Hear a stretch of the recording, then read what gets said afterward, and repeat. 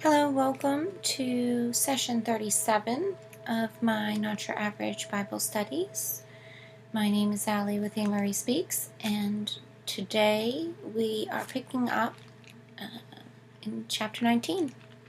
We closed chapter 18 last Sunday. If you're new, thanks for joining. This is a non-traditional reading, a metaphysical look at the New Testament. This is sort of my first time reading this book. Not my first time reading it right now live, but I'm making my way through the New Testament for the first time, and that has led me to doing these retroactively sort of Bible studies here. So thanks for joining. Thanks for taking an interest, not just in my channel or my videos, but in the scripture, in the gospel, in the words, in seeking truth. That's truly what I'm here for, and what I hope others are here for as well. So thank you for devoting some of your time here on Sunday. It's afternoon my time. If you're finding this another day as well, make it sacred. Thanks for joining. I think we'll just pick up right at the start of 19 and see where it takes us today. And it came to pass that when Jesus had finished these sayings, he departed from Galilee and came into the coasts of Judah beyond Jordan. And great multitudes followed him, and he healed them there. The Pharisees also came unto him, tempting him, and saying unto him, Is it lawful for a man to put away his wife for every cause? And he answered and said unto them, Have ye not read that he which made them at the beginning made them male and female? I love that. And also as a pairing, and also as a coupling,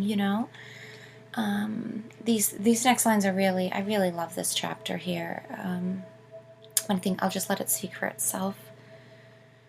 I'll pick it up at 5. And said, For this cause shall a man leave father and mother, and shall cleave to his wife, and they twain shall be one flesh. Wherefore they are no more twain, but one flesh. What therefore God hath joined together, let not man put asunder. They say unto him, Why did Moses then command to give a writing of divorcement, and to put her away? He saith unto them, Moses, because of the hardness of your hearts, suffered you to put away your wives. But from the beginning it was not so.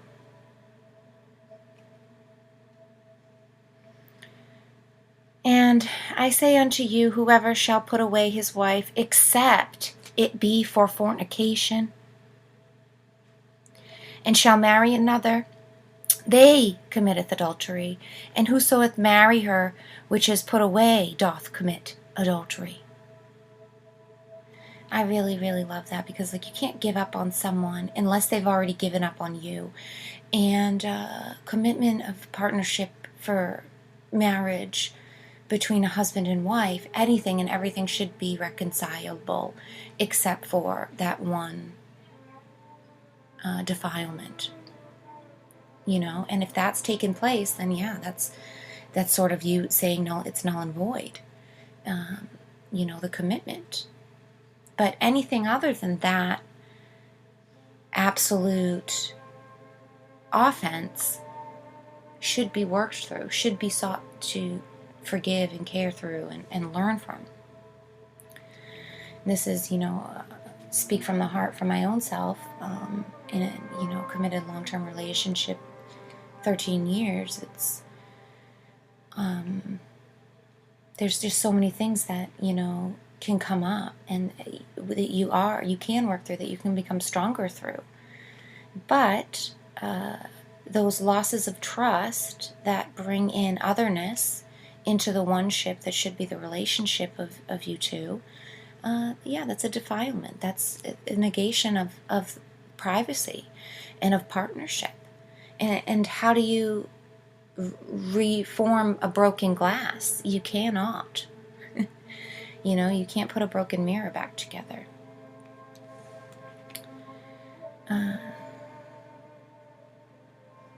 Now 10. His disciples say unto him, if the case of the man be so with his wife, it is not good to marry. And that's in its own self for Pharisees, for any kind of talk to now come back to that as if it's irrefutable that adultery take place, or that lusting after others is something that's just like natural when it's not, they just say, okay, we shouldn't be married then, right? Most people just shouldn't get married if that. But I love Jesus's reply. But he said unto them, all men cannot receive this saying, save they to whom it is given. Right? So he's saying not all men are made for marriage, but those who have chosen and who are acknowledging that, then to that divorcement, which should be nothing except for that revocation of the actual partnership, the loyalty and respect that comes between two.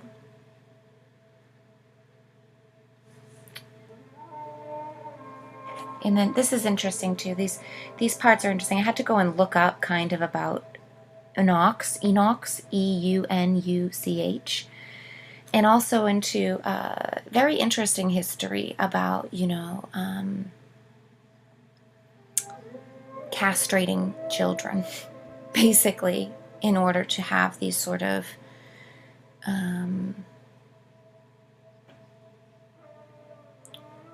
dulled senses, these sort of rites and rituals that make that a non-response. But I also don't think that's the same exactly thing of what he's pointing to, but saying that just some men maybe and some women are not made to be married, are made to be alone, or don't have that kind of longing within them. For natural reasons, not for, we've infiltrated sort of organic growth, and like I said about castration and servants and things like that, people who are supposed to work for the church or be singers or have some kind of purpose that they thought, the purpose is greater than marriage, is greater than that longing for another in that kind of way, that they would, wilt and stifle that before it happens. But anyways, that's just a side historical note there. Let's say, pick it back up with 12.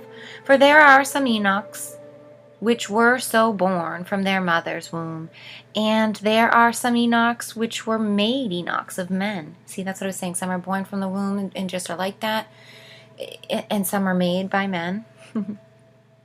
And there may be Enochs which have made themselves Enochs for the kingdom of heaven's sake, right? Like priests who think, or even nuns and saints who said they've saved themselves for God,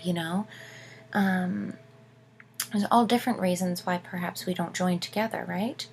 He that is able to receive it, let him receive it. Then were there brought unto him little children, that he should put his hands on them and pray. And the disciples rebuked them. But Jesus said, suffer little children, and forbid them not to come unto me, for of such is the kingdom of heaven. And he laid his hands on them, and departed thence. And behold, one came and said unto him, Good Master, what good thing shall I do, that I may have eternal life? And he said unto him, Why callest thou me good? There is none good but one, that is God. But if thou wilt enter into life, keep the commandments. He saith unto them, Which? Jesus said, Thou shalt do no murder. Thou shalt not commit adultery. Thou shalt not steal. Thou shalt not bear false witness. Honor thy father and thy mother. And thou shalt love thy neighbor as thyself. Imagine that, just those alone, those would set the world free. Mm. The young man saith unto him, All these things have I kept from my youth up. What lack I yet? Jesus said unto him, If thou wilt be perfect, go and sell that thou all that thou hast. Whoops. Go and sell all that thou hast, and give to the poor, and thou shalt have treasure in heaven, and come and follow me. But when the young man heard that saying, he went away sorrowful, for he had great possessions. And I love that. I stopped when I read that at first. I wasn't quite sure. And it also, brought forth a lot of those sort of newer beliefs in traditional churches and in sects. I won't name. I don't know them all, but in certain sects of tradition where they have you basically turn over all your property rights, all of your assets and everything to their church, to their mission, to their version of God, basically. But you give it to them. It's a real falsity, I think. But here Jesus says, give it all to the poor and then come follow me. He doesn't say bring it with you and give it to me, give it to my disciples for them to exchange for money or do anything with or anything. No, he says give all of that away. If you really kept all those things and you feel that pure and clean, give all your worldly goods away. They shouldn't mean anything to you, and come follow me. But then he realizes he loves his possessions. And that's in itself one of the hardest things, I think, for us to learn to step out of and to let go of, and to realize that at the end of the day, even the sentimental value of these things is pretty much meaningless. Not to say love in itself is meaningless, because love is everything. But I think that the love that creates is of such a capacity that it cannot be fully manifest in this realm, in this world. Anything that we envision as good feelings, as joy, as love, they are shadows of the real thing.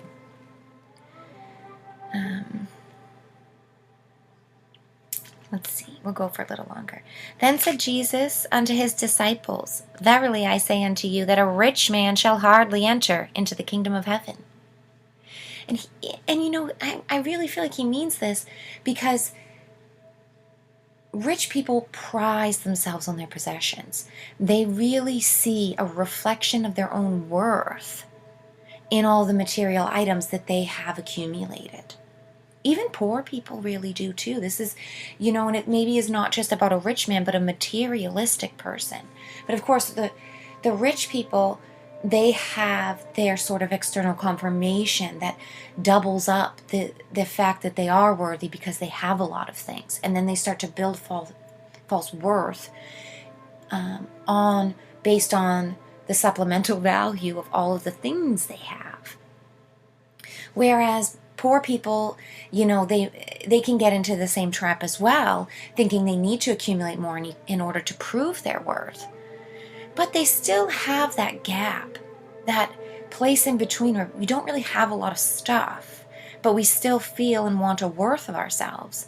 And so we start to learn that, especially if the gap doesn't get filled and we don't get all of these great wants and desires of material items and a bunch of money or houses, lots of clothes, tons of whatever to choose from at all of your convenience at any time. The quote-unquote poorer person who doesn't have the means to really ever get those things for external validation can closer, quicker, and more solidly come to that realization, the revelation that those things never will fill the gap, that all you have to do is step over the empty space that you have created that isn't even there between you and your worth. It doesn't get filled up with stuff or gold coins or necklaces or rubies or nice anything, nice comforts. And in fact, when we have all of those things, we miss the step over the gap, and we just stay there. And I think that's what he means. It's even harder for them to try to acknowledge the real kingdom of heaven, the real worth, real perfection, because they have so many things filling up that gap in the void. They never get to actually appreciate the void or realize that it's in itself a worthy placeholder for self-exploration. And again, I say unto you, it is easier for a camel to go through the eye of a needle than for a rich man to enter into the kingdom of heaven. And I've heard some interesting translations differences here about saying it's not a camel, but a rope to go through the eye of a needle. There's some different translations that become different with different languages, I guess, over time, especially when we see things converted from Hebrew, I guess, because I think they leave the vowels out, and it ends up, you can kind of translate things in different ways depending on what your intentions are with those sort of holes in the words, kind of. But anyway, either or, it makes no sense,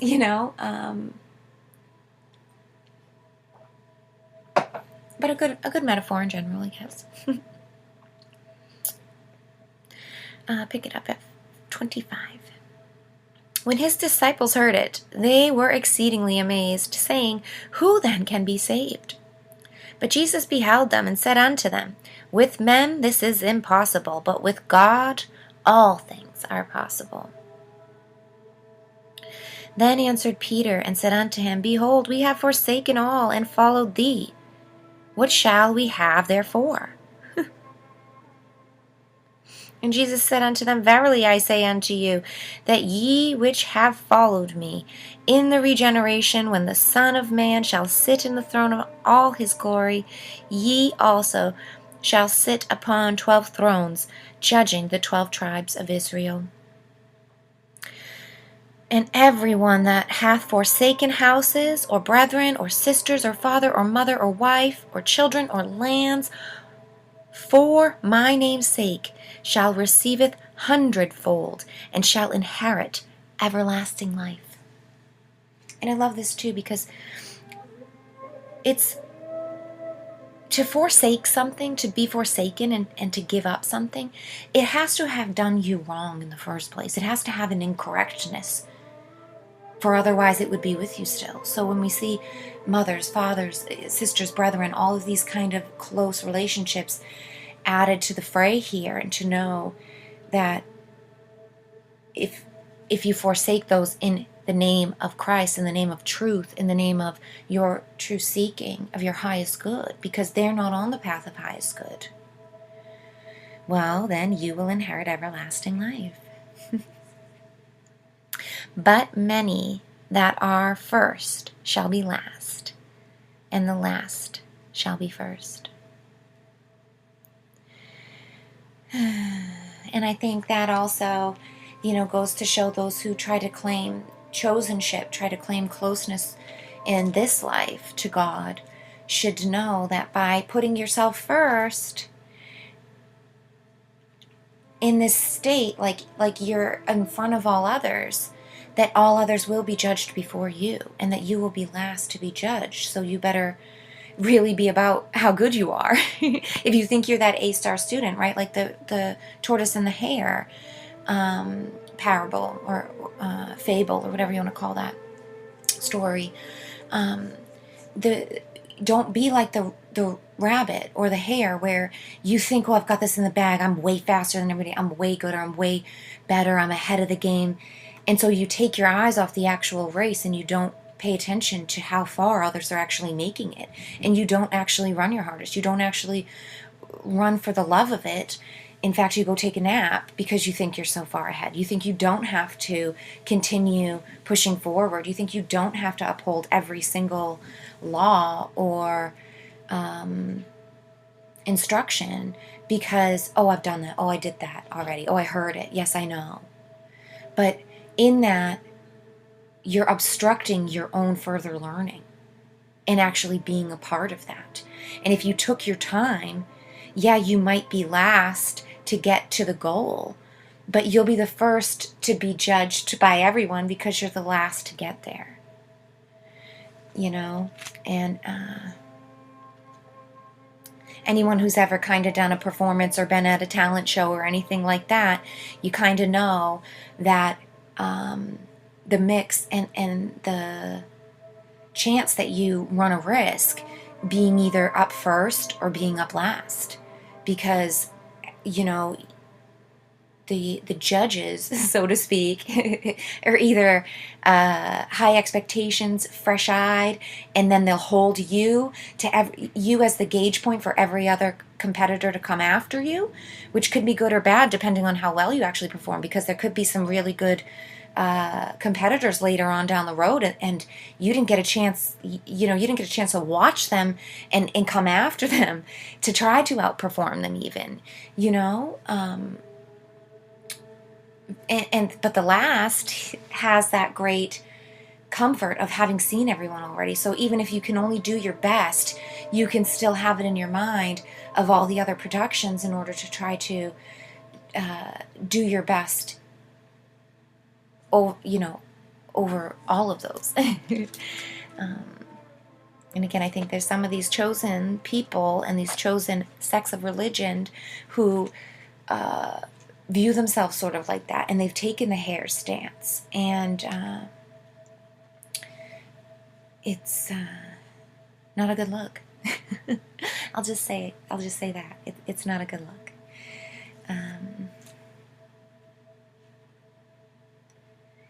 These things that he has told us to do, they're difficult to do. They're hard enough to take our whole lives to try to do these things. So I love this little youngster who says, I've been doing that my whole life. It's like, and again, that children and young ones, they really can have a better chance at being more transparent in their honesty and with themselves, and then by extension with others, because they started with the self first, versus those of us who have been so caught up in others and trying to follow cookie cutter models or instructions or a leader or a role model of sorts, some kind of dream image. And then we get lost in that and start to validate that greater than we validate the actual journey and becoming it ourselves.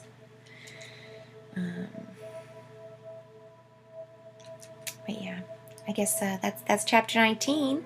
Love it. Wonderful. I'll leave it there for today and leave us with our own little homework. My own homework for the week is to go by these instructions of his quick commandments that he offered.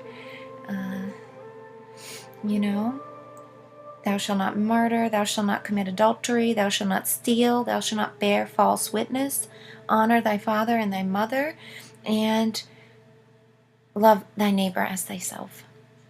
I think that's my homework for the week. That's been my homework for lifetimes.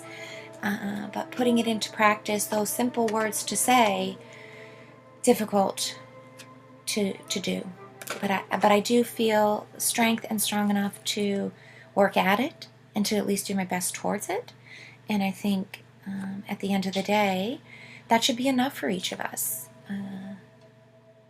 So, hoping to leave inspiring minds, hearts, and eyes, ears, since this isn't recorded, just listening.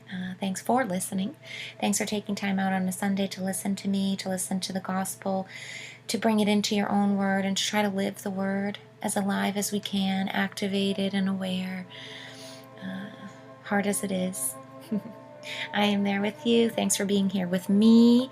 Thanks for sharing in the vision of our wonderful Heavenly Father and for working towards bringing a kingdom of heaven here on earth. I hope to see you next Sunday. Have a wonderful week.